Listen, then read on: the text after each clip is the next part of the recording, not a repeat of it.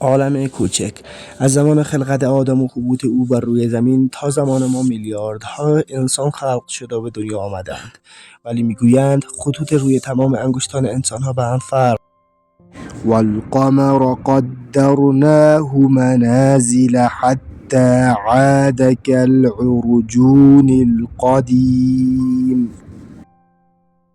به دنیا آمده‌اند، ولی میگویند خطوط روی تمام انگشتان انسان‌ها به هم فرق دارد.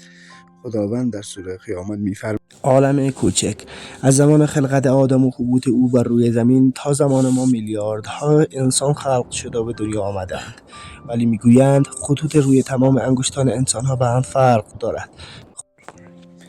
از زمان خلقت آدم و حبوط او بر روی زمین تا زمان ما میلیاردها انسان خلق شده و به دنیا آمده‌اند، ولی میگویند خطوط روی تمام انگشتان انسان‌ها به هم فرق دارد.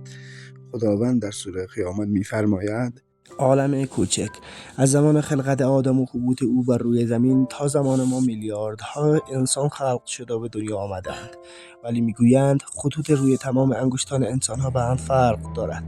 خداوند در سوره قیامت می‌فرماید ایحسب الانسان ان لن نجمع عظامه بلی قادرین علی ان نسوی بنانه. آیا انسان گمان کرده استخوان‌های او را جمع نمی‌کنیم؟ بله ما حتی عالم کوچک از زمان خلقت آدم و حبوط او بر روی زمین تا زمان ما میلیاردها انسان خلق شده و به دنیا آمده‌اند، ولی میگویند خطوط روی تمام انگشتان انسان‌ها به هم فرق دارد. خداوند در سوره قیامت می‌فرماید ایحسب الانسان ان لن نجمع عظامه بلی قادرین علی ان نسوی بنانه. آیا انسان گمان کرده استخوان‌های او را جمع عالم کوچک از زمان خلقت آدم و حبوط او بر روی زمین تا زمان ما میلیاردها انسان خلق شده و به دنیا آمده‌اند، ولی میگویند خطوط روی تمام انگشتان انسان‌ها به هم فرق دارد.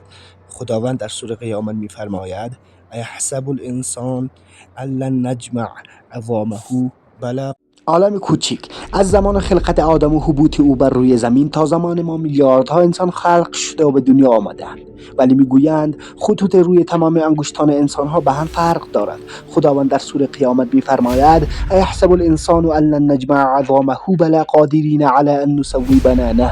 آیا انسان گمان کرده استخوان‌های او را جمع نمی‌کنیم؟ بله ما حتی قادر هستیم خطوط سر انگشتان او را موزون و مرتب کنیم. این از عجایب خلقت است. خطوطی که سر انگشت هر انسانی است معرف شخصیت اوست. عالم کوچک از زمان خلقت آدم و حبوط او بر روی زمین تا زمان ما میلیاردها انسان خلق شده و به دنیا آمده‌اند.